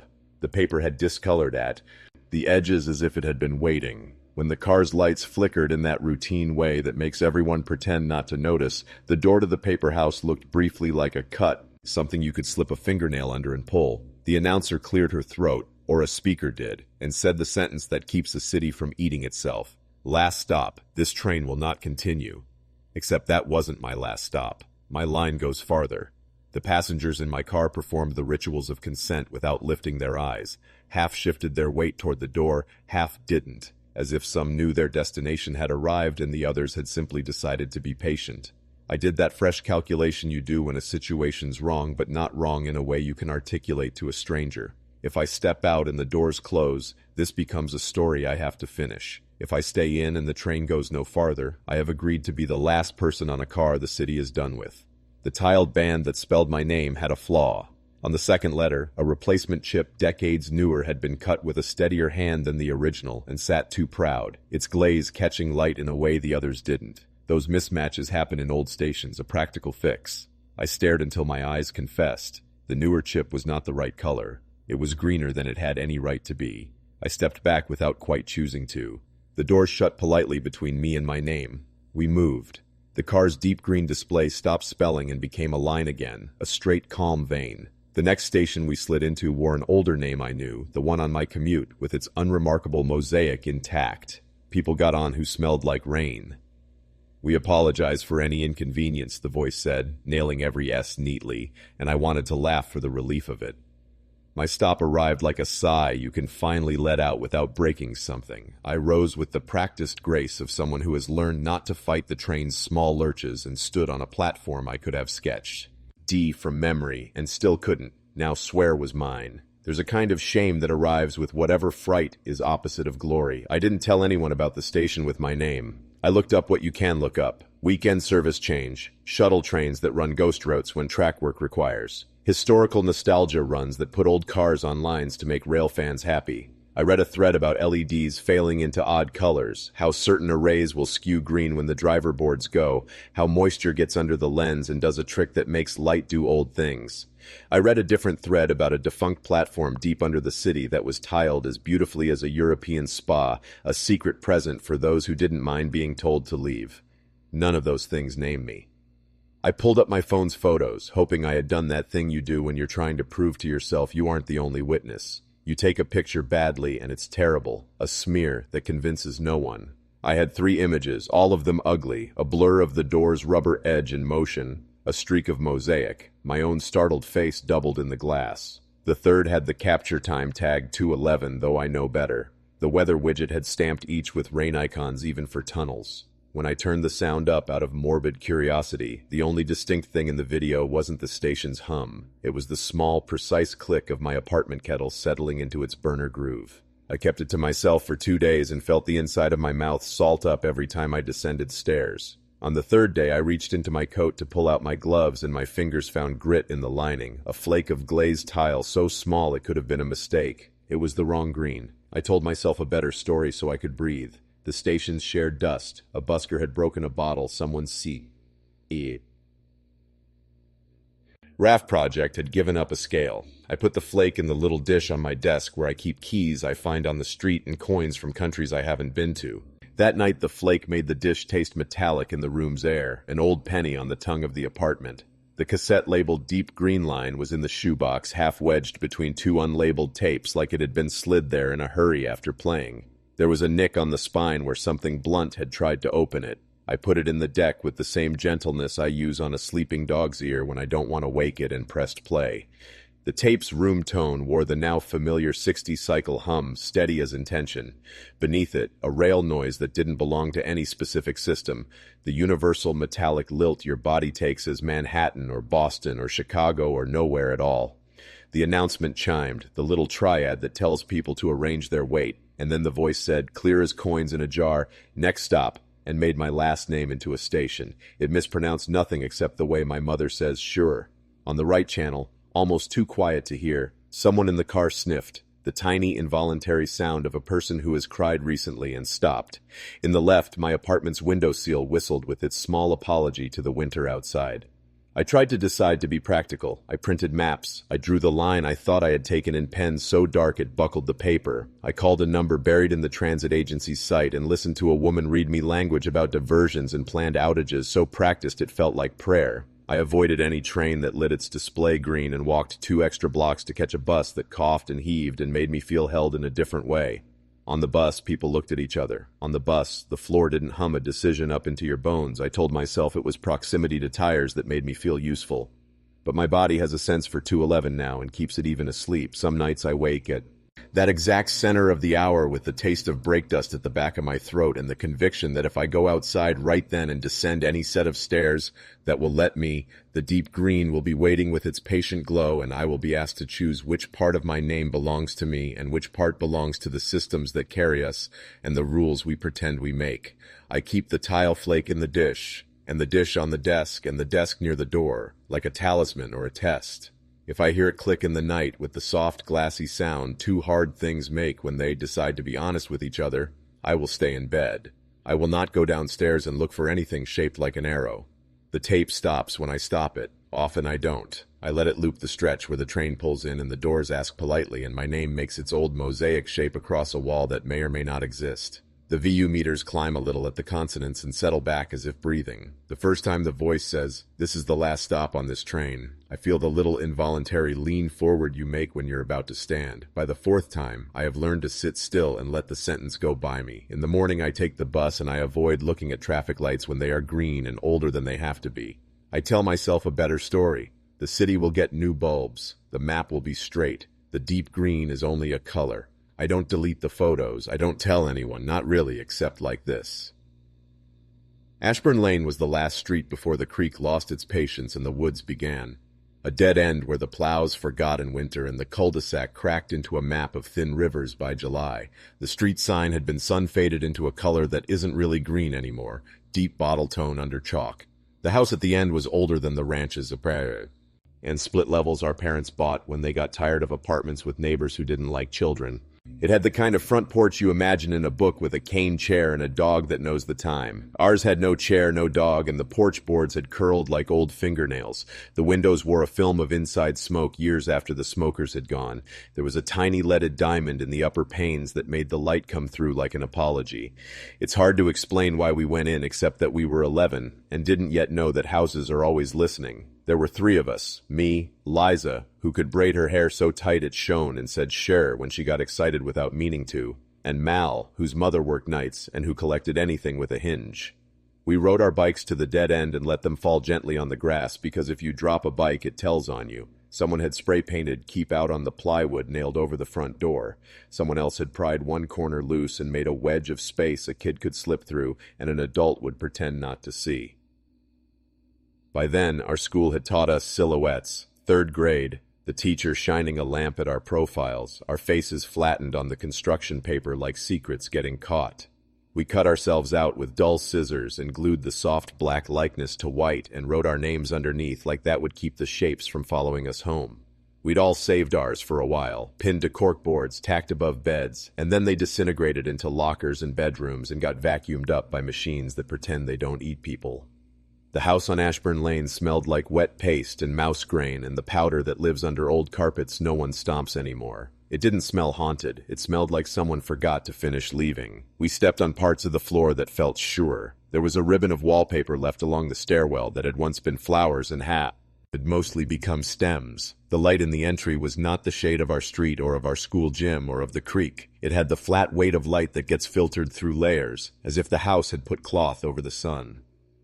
We went room by room the way you clear a fog in your own head. Liza was ahead of us, because she was always slightly ahead, and she stopped in a front parlor where the floor had buckled into a small wave. "Do you see this?" she said, soft, not whispering yet. We saw a wall with paper shapes pinned to it at shoulder height and above, a repeating gallery. Not store-bought silhouettes, but crude, specific cutouts that didn't belong to the idea of a person so much as the memory of one. The pins weren't tacks, they were the pearl-headed kind my grandmother kept in a tomato-shaped cushion, white and green and once red gone dull. The paper was black the way cheap paper is black. It absorbs your looking until your eyes make shapes to push back.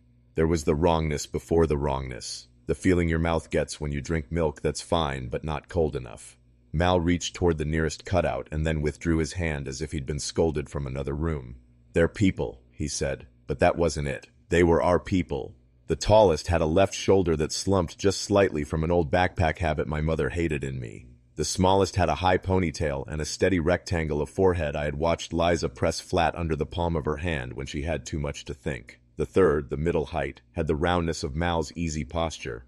But the silhouette had a fold in it at the hem, a little flap turned in, like a pocket, an extra turn, a fold you make when you want something to stay. When we shifted, the room shifted us. Our shadows on that wall arrived a fraction of a second after we did, a small lag like a bad dub. The pinned shapes didn't move. Our shadows slid over them and then stopped as if caught. It's impossible to say that without making us sound like liars or poets. We weren't either. We were kids in a room where the dark was behaving like a material, and the pins were doing their job too well. Liza laughed then, too loud, because she was good at making the world laugh back and become easy. "Come inside before it gets on you," she said in my mother's cadence, mock-fussing us into a bravery we didn't own. She walked closer, and the house made a noise a house makes when weather changes, a breath through a seam. It wasn't a warning. It wasn't anything yet. You could taste old glue on the air. You could hear under everything a hum like a transformer 3 blocks over, steady as the line a city draws through its own darkness. There are things you do because someone else has put their hand in first. Liza reached for her cutout. She hooked a finger under the little paper chin and gave the smallest tug, the way you test a loose tooth when you're not sure you want it free. The sound was small and indecent, a stuck sticker loosening, a scab in reverse. The pearl-headed pin near the cutout's temple gave a sigh against the paper that read as agreement. The room held its breath because we told it to. The cutout peeled away an inch, then 2, and the air rushed in behind it like someone had opened a tiny window that had been painted shut since 1958.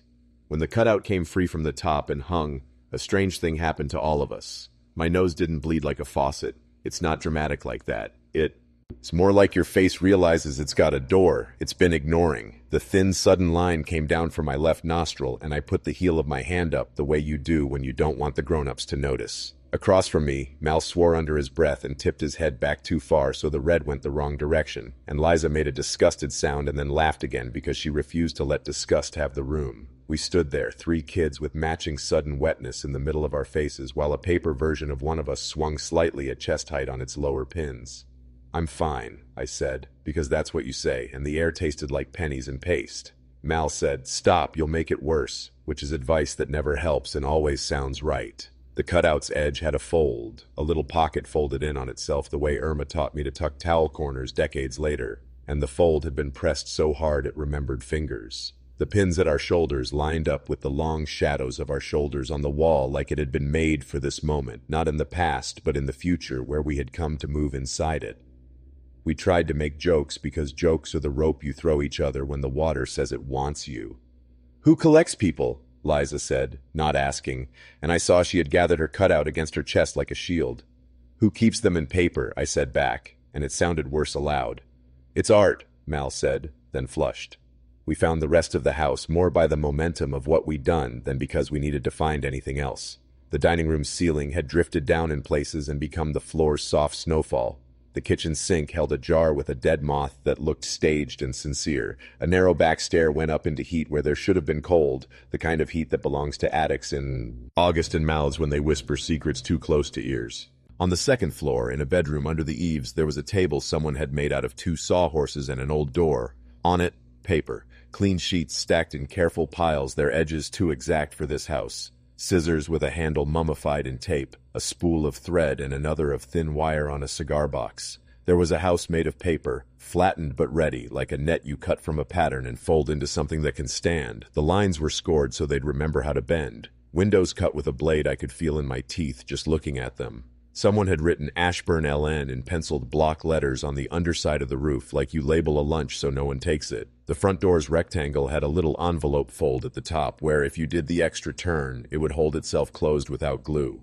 It wasn't a dollhouse. It wasn't anything you'd trust a child with. It was the building we were in, shrunken into compliance.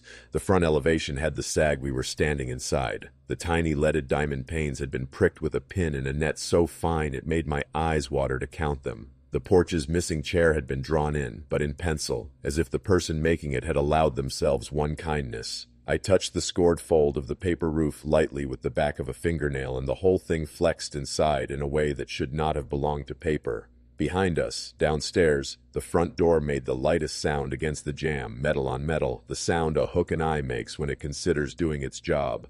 We all turned like we were in a play where the stage manager has given you a cue in the wrong place. "Someone's here," Mal said, but he meant something else. He meant the house was listening. We went back down soft-footed like the house could count, and in the front room the cutouts we had unpinned and then let hang had twisted as if a breeze you would swear wasn't there, had read them and approved. Our shadows had detached themselves from the line of pins and come back to us the way a dog returns from someone else's voice, because it knows where it sleeps. You could watch that happen if you believed your eyes. We went back out by the same diagonal we had made in, and we looked like kids who had stolen something only because we had. Ourselves, a little wet around the face, a little lighter than when we had walked in. Liza kept her cutout under her shirt until it wrinkled. Mal put a smaller scrap in his pocket, the extra turned corner he said he wanted to study. I closed the plywood behind us the way you tuck a sheet under a mattress when you want a bed to look like it hasn't been slept in. There's a ceremony to forgetting. We swore not to tell. We told people who already knew better than to listen. We didn't go back that summer or the next. The house stood, then it didn't. Someone redid the cul-de-sac and raised the last lot for a squat new place with siding the color of pickles and a garage that looked like a mouth. We grew up into the people we were going to be, a little pinched where we'd been pinned. I kept it under categories I know now are for cowards, an adventure, a local story, a thing you laugh off when someone brings it up years later at a reunion because they're trying to make you look human. 30 years later, I opened a box in a new apartment that still smelled like the last tenant. Kitchen was written on the side in a hand I know is mine, but not from that day. I'd labeled things with a blue pen. This was black marker, the kind that bleeds through. Inside were tea towels and the tin with the couple's faces embossed on the lid that I keep coins in, and under those a flat thing wrapped in brown paper that had turned a color like nicotine. I thought for a second of the hotel, of towels found where they shouldn't be, folded in a way my hands know better than my mouth. I lifted the brown paper and the room went a degree colder in the wrong place. The rectangle of air by the bookcase again, the way the radiator warms corners no map suggests. A paper house lay there, collapsed flat. All tabs and scored lines, the windows cut in the old way, the door with the little envelope fold waiting to be told to behave. Ashburn LN had been written, and then erased, and then written again, on the underside of the roof. I didn't put it there. I say that the way people say, I was home at the time. I would like you to believe me. I held it the way you hold a baby bird you don't intend to keep, hands shaping a space that spares it from you. The paper was cold and then warm, which is a lie the body tells itself to make touches count. The edges were soft where hands had handled them before. A powder came off on my fingers like old eraser dust, and when I rubbed my thumb and forefinger together it squeaked a little, a sound I had always associated with elementary school and now had to associate with house smell. The microwave clock read 2:11 because the power had blinked earlier and I hadn't reset the time because I was not yet living there. I was camped in rooms that were going to belong to me and didn't yet. Maybe I packed it, I said out loud, because people in empty apartments talk out loud to make a multiplicity where there is none. Maybe my mother put it in the attic and I took it without remembering when we cleared the house for sale. My mother, who said, "Come inside before it gets on you," who said "sure" for sure, who had never kept a craft thing longer than it took to praise it because clutter made her feel like a person who had failed to move on. The smell of lily of the valley rose up from the brown paper as if someone had worn perfume to hide something and failed. I put the house on the desk and the little flake of green tile I'd found after the deep green train rolled against it with the soft clink glass makes way. And it confirms itself. The cassette labeled Paper House on Ashburn Lane had a label in pencil, a title someone had almost rubbed away with a thumb and then retraced. I slid it in because that is what I do now when I'm asked to choose between an object and my piece. The hum came first, patient even, the old Transformers' faithful note. Under it, the sound of scissors cutting construction paper in the rhythm every classroom knows. A pin's head tapped a tabletop in a pattern that made my skin remember a desk that was not mine. On the tape, someone breathed as if they had run to make it sound like they hadn't. On the right channel, faint, the hook and eye of a porch door somewhere else kissed and didn't catch. In my apartment, the light above the stove clicked and the tape acquired it a second later, smaller, obedient. The voices, when they came, were ours by way of someone else's machine. A girl laughed to make fear behave. Liza's laugh matured into a woman I don't know. A boy swore softly because swearing makes your mouth a steady place to stand. Mal, maybe, or me. A third voice spoke in the cadence of adults who've decided not to warn children out of something. Borrowed, it said, not to us, but near us. Borrowed boy.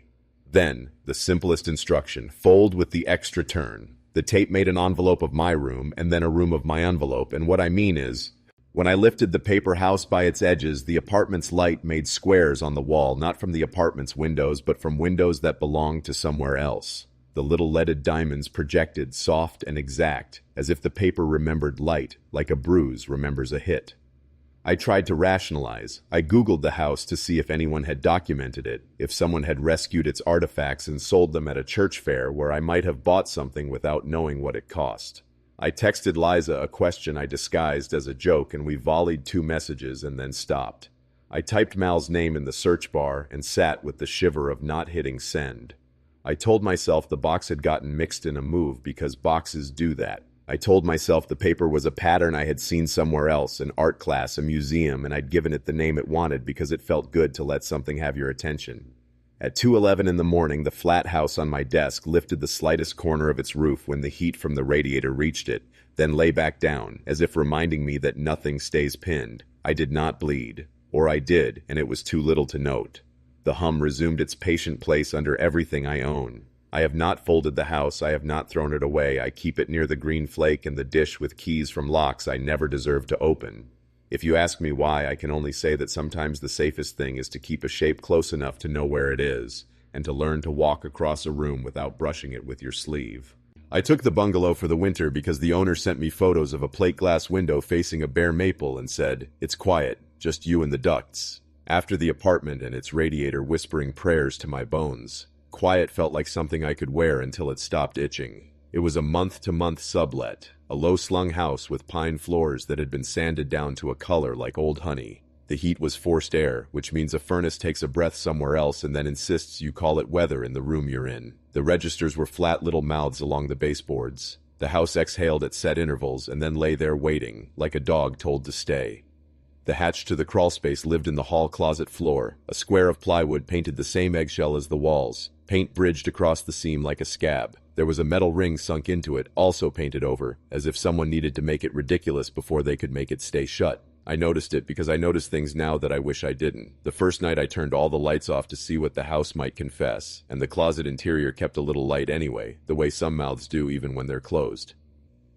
January wears sound differently. The house had that frozen wood quiet, the pitch that knocks move on. I learned my floorboards by name, the way you do when you're alone with a room. This one complains at the bed, that one near the hall breathes out when you cross it, a long, soft disapproval. In the evening, the furnace woke and the tin trunk line under the floor snapped once as it decided to be warm, then again as it remembered how to travel. I made a map of all of it in my head because mapping makes time pass without asking anything brave of you. The first night it happened, I had forgotten the bungalow had a crawl space at all. I woke without an Eva. And to wake me, One of those sudden surfacings from nowhere that leave your heart moved but not moving. And there it was, a slow dragging under the floor, the speed of a hand that has learned to count by touch. Not a scuttle, not the little rain of claws you get with mice, or the purposive shuffle of a raccoon, deciding whether you matter. Fingertips, not nails, raking gently across raw wood, as if the person making the sound did not want the wood to know it had been touched. You can tell where a sound lives by what it does to the air near your ear. This lived between the joists.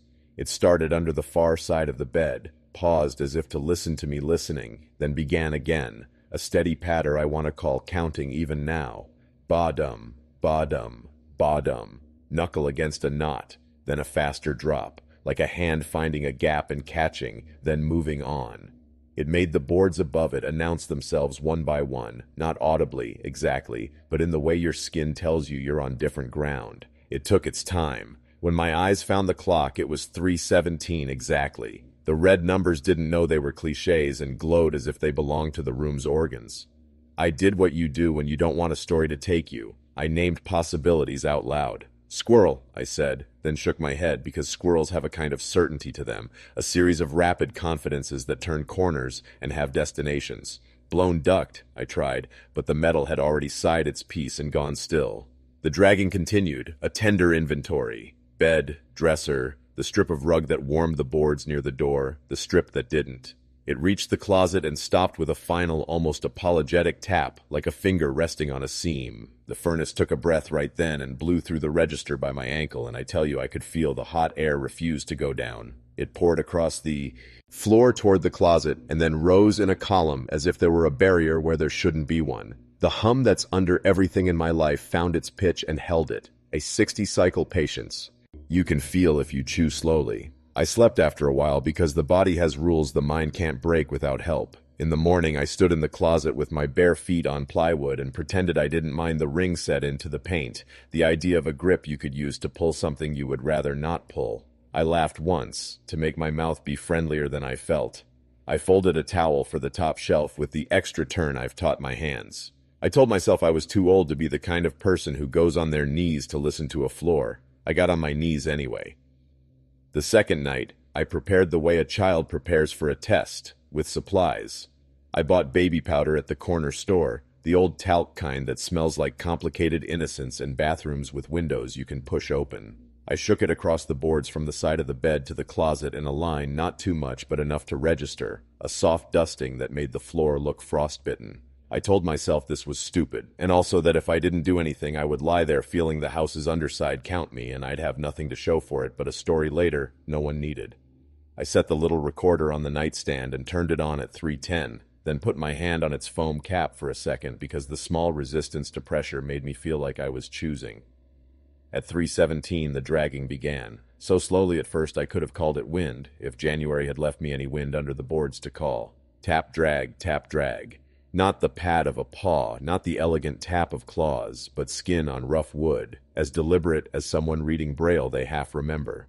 The path under me made the room change its depth by increments. I could feel on my ribs where the joist would be if I could see through the boards, a dumb geometry my body learned too quickly. The sound paused beneath my feet, and the heat at the register decided it was not part of this conversation and went a little cooler, as if refusing to feed it. I lay still as a person hides from something that hasn't declared itself. The drag moved toward the closet with a patience that did not belong to animal hunger. It stopped on the board that I knew was the 12th between the bed and the hatch because I had counted in the morning without meaning to, and then again on paper so I wouldn't forget how many my body believed there were. The house kept this little secret. 12 from here to there, but the 13th was a narrow board tucked under the closet threshold, a cheat, a penny nail's width of wood you would never think to count. The sound paused there, at not quite 13, and did something delicate I will probably never name, a small rub like the heel of a hand turning a ring. The recorder caught everything and nothing. On the screen the time ticked in its own determined way. When it reached 3:20, which I watched because I had decided that that would be the moment I would move, I turned my head and tried to see the powder field in the dark. It looked like it had looked before, winter under a bed. I must have slept for a piece after that, because when I startled up with the clarity of morning already in the window, the strip of floor between the bed and the closet held a patient and terrible string of facts. The baby powder had learned my house overnight and decided to keep what it knew. It had kept the pattern of a walk. The first print was beside my bed, not at the edge of the powder line as an intruder might make, not near the door. It began where my right heel would be if I stood up and lowered my foot very slowly. But it wasn't a heel, it was toes. Toes, smallish, longish, pressed in so teachingly that the powder had risen in ridges between, and the heel barely there, a suggestion you can feel if you chew slowly. I slept after a while because the body has rules the mind can't break without help. In the morning, I stood in the closet with my bare feet on plywood and pretended I didn't mind the ring set into the paint, the idea of a grip you could use to pull something you would rather not pull. I laughed once, to make my mouth be friendlier than I felt. I folded a towel for the top shelf with the extra turn I've taught my hands. I told myself I was too old to be the kind of person who goes on their knees to listen to a floor. I got on my knees anyway. The second night, I prepared the way a child prepares for a test, with supplies. I bought baby powder at the corner store, the old talc kind that smells like complicated innocence and bathrooms with windows you can push open. I shook it across the boards from the side of the bed to the closet in a line not too much but enough to register, a soft dusting that made the floor look frostbitten. I told myself this was stupid, and also that if I didn't do anything I would lie there feeling the house's underside count me and I'd have nothing to show for it but a story later no one needed. I set the little recorder on the nightstand and turned it on at 3:10, then put my hand on its foam cap for a second because the small resistance to pressure made me feel like I was choosing. At 3:17 the dragging began, so slowly at first I could have called it wind, if January had left me any wind under the boards to call. Tap, drag, tap, drag. Not the pad of a paw, not the elegant tap of claws, but skin on rough wood, as deliberate as someone reading Braille they half remember. The path under me made the room change its depth by increments. I could feel on my ribs where the joists would be if I could see through the boards, a dumb geometry my body learned too quickly. The sound paused beneath my feet, and the heat at the register decided it was not part of this conversation and went a little cooler, as if refusing to feed it. I lay still as a person hides from something that hasn't declared itself. The drag moved toward the closet with a patience that did not belong to animal hunger. It stopped on the board that I knew was the 12th between the bed and the hatch because I had counted in the morning without meaning to, and then again on paper so I wouldn't forget how many my body believed there were. The house kept this little secret. 12 from here to there, but the 13th was a narrow board tucked under the closet threshold, a cheat, a penny nail's width of wood you would never think to count. The sound paused there, at not quite 13, and did something delicate I will probably never name, a small rub like the heel of a hand turning a ring. The recorder caught everything and nothing. On the screen the time ticked in its own determined way. When it reached 3:20, which I watched because I had decided that that would be the moment I would move, I turned my head and tried to see the powder field in the dark. It looked like it had looked before, winter under a bed. I must have slept for a piece after that, because when I startled up with the clarity of morning already in the window, the strip of floor between the bed and the closet held a patient and terrible string of facts. The baby powder had learned my house overnight and decided to keep what it knew. It had kept the pattern of a walk. The first print was beside my bed, not at the edge of the powder line as an intruder might make, not near the door. It began where my right heel would be if I stood up and lowered my foot very slowly. But it wasn't a heel, it was toes. Toes, smallish, longish, pressed in so teachingly that the powder had risen in ridges between, and the heel barely there, a suggestion. The second print set itself ahead in the direction of the closet, same foot, as if someone had crossed their legs and stepped again. The third print belonged to the other foot, and was set at the same odd angle. Each set of toes pointed the wrong way, toward me, while the line of prints moved away. It was an inversion you can explain if you insist someone walked backward from my bed to the hatch, but the gate was wrong for that. The prints were too even, too certain. I could see the place the long second toe pressed deeper than the big one on one foot, a small familial oddity I have stared at in mirrors and shoes and never learned to love. The prints ended at the hatch. They did not come out again. There was no smudging at the edges like a dragging hem would make, no disturbed swirl where the paint bridged the seam. The powder fell into the crack around the hatch in a clean white line and kept its distance, as if something in the gap had made the air a little slick, and the talc had refused. If I had wanted, I could have laid a ruler and traced the arc of a small body moving quietly in a house that was mine only because someone else had decided not to be there in winter. I peeled a corner of paint where the ring sat embedded and felt it give the smallest brittle crack, the way cafe cups crack when they've been too long at an old heat. The metal under the paint was cold. When I lifted, the hatch did not lift with it. Someone had painted it shut like a vow. I newscaster whispered my rational explanations to the closet. Air currents, I said. Powder slumps. I said I must have, and could not finish the sentence. The recorder's little screen blinked. 211 on the file names it assigned itself. I have grown used to that number arguing with my clocks, but it still manages to feel like being called by a name you didn't give. The drag came once more that night, a softer rep. Rise. It passed under the prints I could see and laid a second music under the first in a way I have learned to expect and cannot get used to. Two versions of a thing occupying the same air, neither agreeing to be dominant. I lay on my side with my hand between mattress and frame because the position let me feel the boards at my sternum count themselves off, and I thought, I could unpaint this hatch. I could buy a scraper and a powder mask and a new joke about raccoons. What I thought next was nothing at all. Morning makes you strong enough to say the smallest lies. I said, settle. I said, a branch against the foundation, roots in old soil, heat eddies in a house where no one sealed anything properly, where time and homeowners have layered their hopes in paint until the seams believed them. I vacuumed the powder with a care that would have embarrassed me if anyone else could see, wand slow, a little breath held when the footprints went pale and then invisible again, as though erasure required courtesy. I opened the closet and closed it again and practiced a posture of not watching. The ring in the hatch looked at me the way things without eyes do.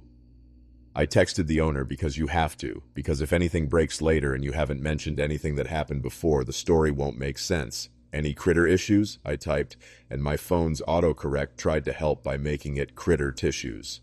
He replied 3 hours later, never. Place is tight as a drum. Crawl space is sealed since the last guy. Painted it myself. I thanked him as if he had given me something, and perhaps he had, an admission that the paint was deliberate.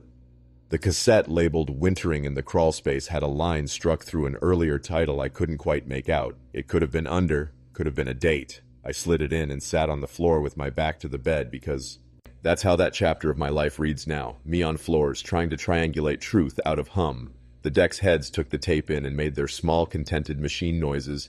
On the tape, something translated the underside of a house into a parade of small, insistently human sounds. Wood spoke in its old tongue, a language of contraction and release. Then the drag, as tender as the night had given me, mapped boards in a slow, instructive way. Under it, faint as perfume, that lily-of-the-valley note that I've come to think of as the hospice night's after-image. The voice. There's often a voice. I should stop pretending surprise. Didn't count numbers. It breathed phrases, the kind the radiator had tried to teach me to accept. Keep his feet from going where the road remembers. I could hear the mispronounced sure tucked in there somewhere, sure as a mother might pinch it when she's too tired to do anything but ask the world to be kinder than it is. On the tape, the hatch ring lifted and settled without lifting at all, if that's possible. The dull music of painted metal wanting to move more than it can. In my bungalow, the closet air cooled a degree, the way the back of a church does when someone tall passes you in an aisle. I unscrewed the grill on the register nearest the closet that afternoon and lowered my phone flashlight toward the crawl space until the beam made itself honest against dirt. The earth down there wasn't wet so much as it was old. It had a smell like hardcover books in a library where the windows don't quite seal.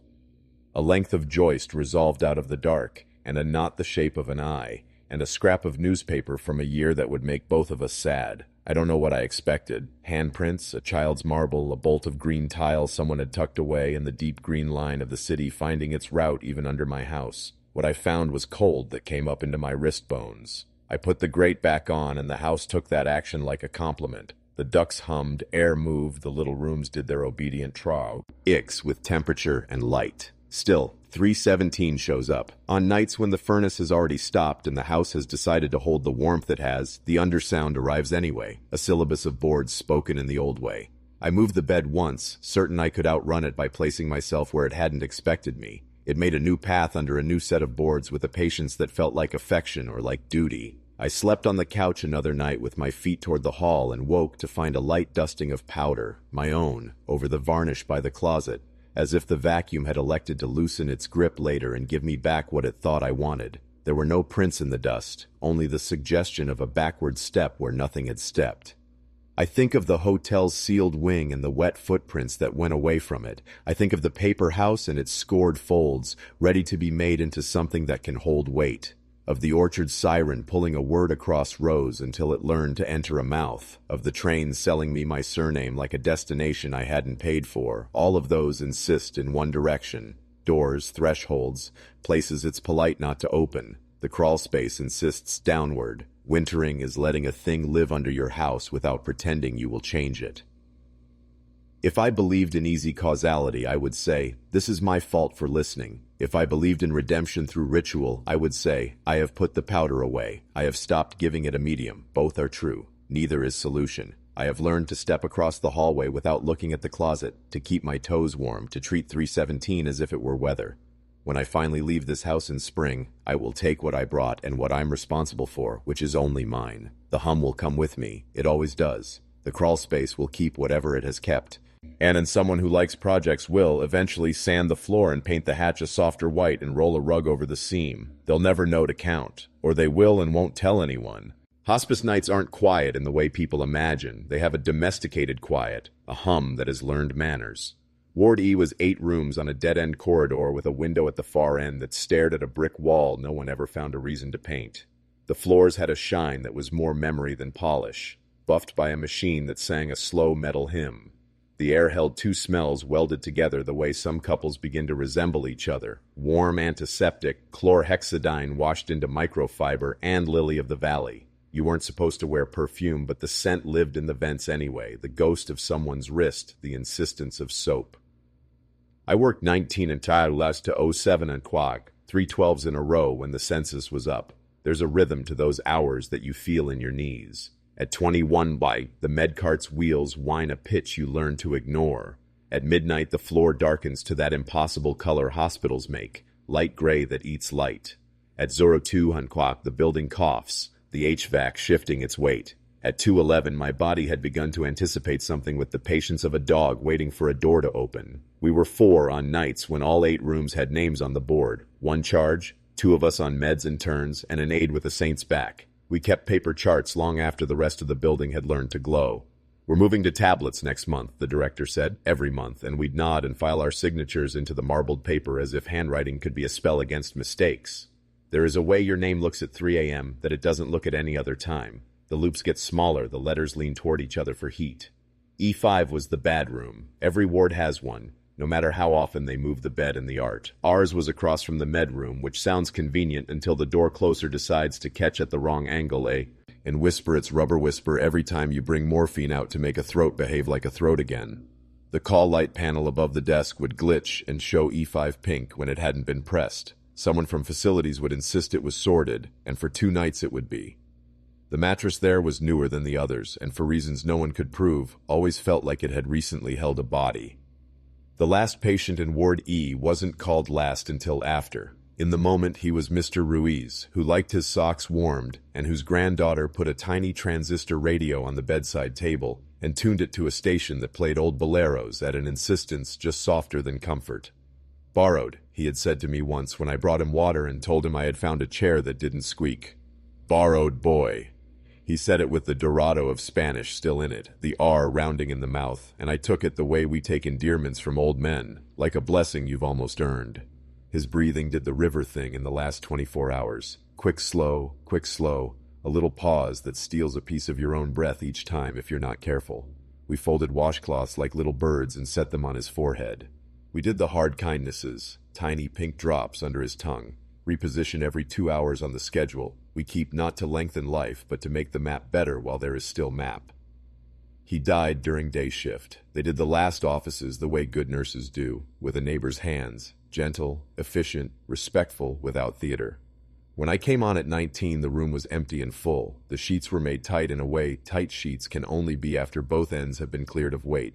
The pillow had the small, meaningful hollow a head makes. The lily of the valley was brighter there. Someone had washed the basin with a soap we weren't supposed Ed to have, and I didn't correct them.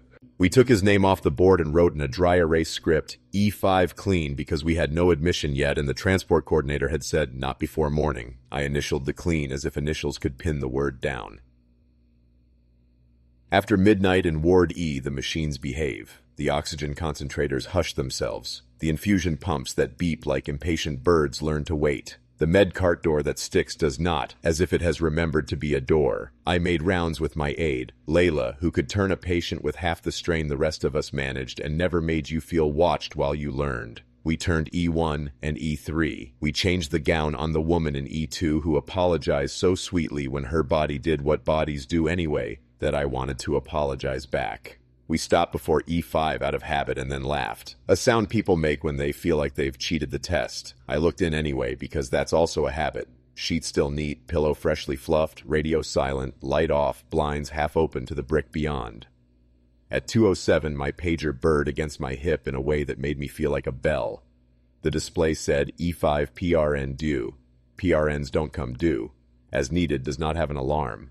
I thought it was a wrong bed number. A finger slip at the desk. A new policy making itself known. I silenced it and went back to the med room because this is how errors get fixed. At the paper, not the door. The door closer whispered its rubber whisper and failed to catch, then caught when I pushed harder, as if it had been waiting to be asked politely. The MAR lay open to E5 because I had left it there earlier to chart room clean with my little ladder of careful letters. In the PRN box, he had comfort kit orders like everyone else had. Morphine 10 mg per ml, 5 mg sublingual Q15 minutes for pain, lorazepam 0.51 mg for agitation, atropine drops if secretions. Someone had wubby written, a time and dose. The handwriting was mine. 211. More 5 mg SL. Relief noted. I'll tell you it wasn't, and I understand that sounds like a child insisting they didn't take the cookie. My slanted A's, the little hunch my M's have when I hurry, the long tail I give to a G when I want it to feel finished. They were all there. Layla came in behind me on silent feet and looked where I looked. "We don't have anyone in 5, she said, and her voice gave me the gift of plainness. "We don't," I agreed, and put my finger on my own signature as if heat could make it recant. The narc count was fine at 19. It was fine at 23. At 02:15, it was off by 1. "That happens," the charge nurse said when I told her. "One gets stuck behind the little rubber lip and then doesn't scan." Or day shift pulled an extra in case.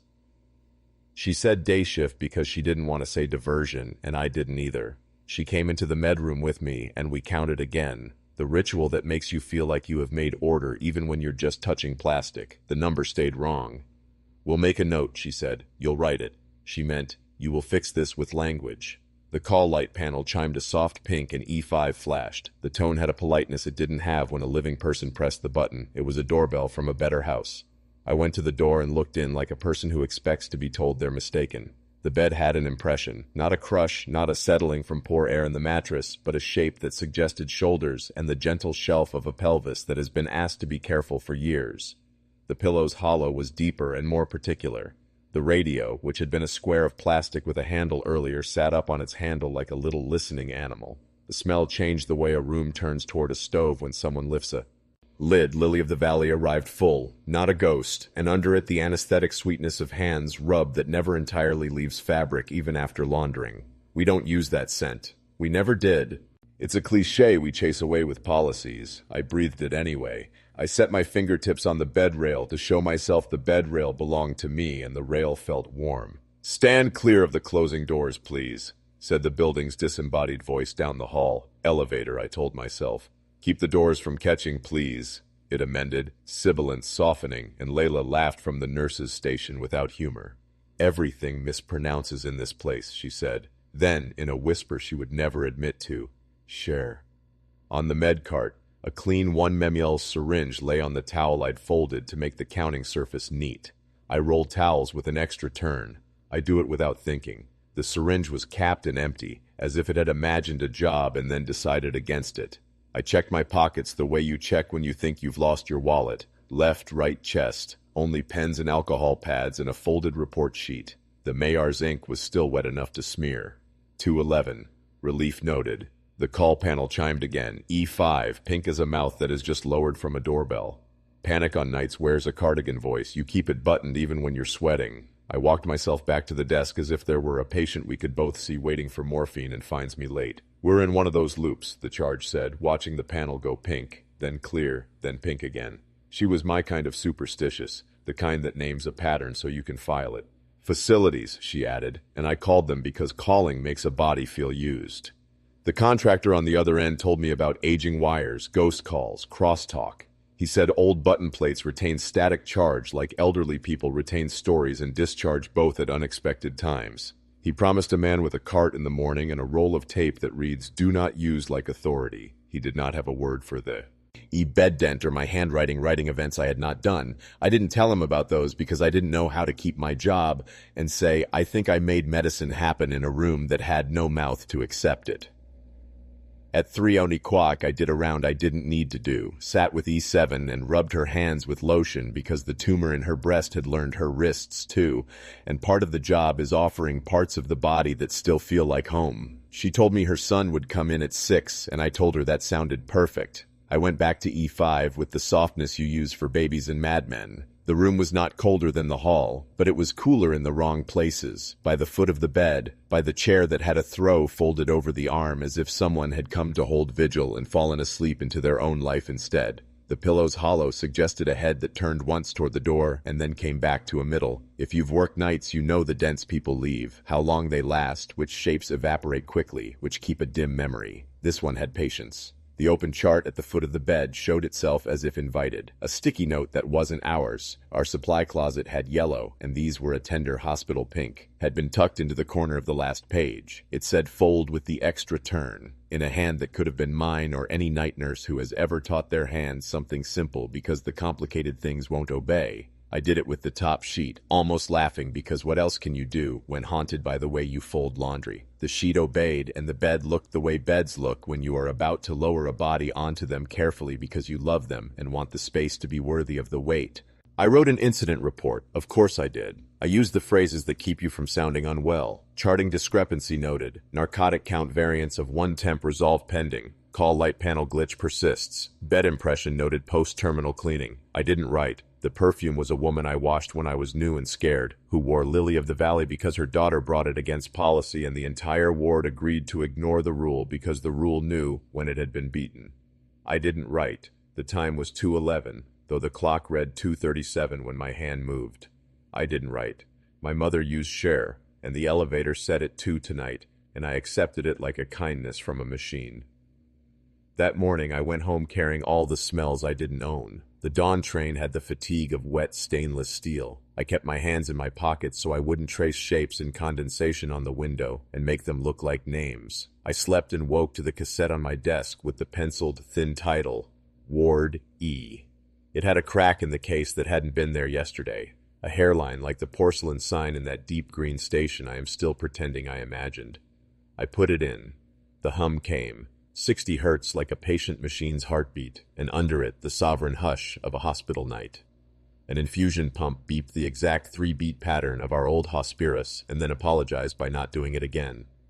Pages rustled, the soft, fibrous sound of paper being more honest than screens. A pen tapped plastic twice. Tap, tap, the way I do when I'm thinking and don't want my face to say it. Then my name, said in a nurse's voice, not unkind, the way Charge uses it when she wants you to come here without alarming anyone in a room. Then my own voice, because I can't pretend otherwise, reading a dose and a time in the cadence night nurses use to convince the world that nothing wrong. 211, 5 milligrams sublingual, relief noted. On the right channel, faint, a radio's bolero lifted a shoulder and set it down again. On the left, my apartment's kettle settled into its groove like it likes to at exactly the wrong moment. The building upstairs, my upstairs, flushed a pipe, and the tape caught it seconds later, thinner, like a memory whispering back. I will not give you an ending. A week after that night, Ward E closed for renovation and came back with new doors that didn't catch, and a call panel that behaved, and a different smell that was cleaner and sadder. The med carts got traded for ones that charge quietly without humming their location to the whole corridor.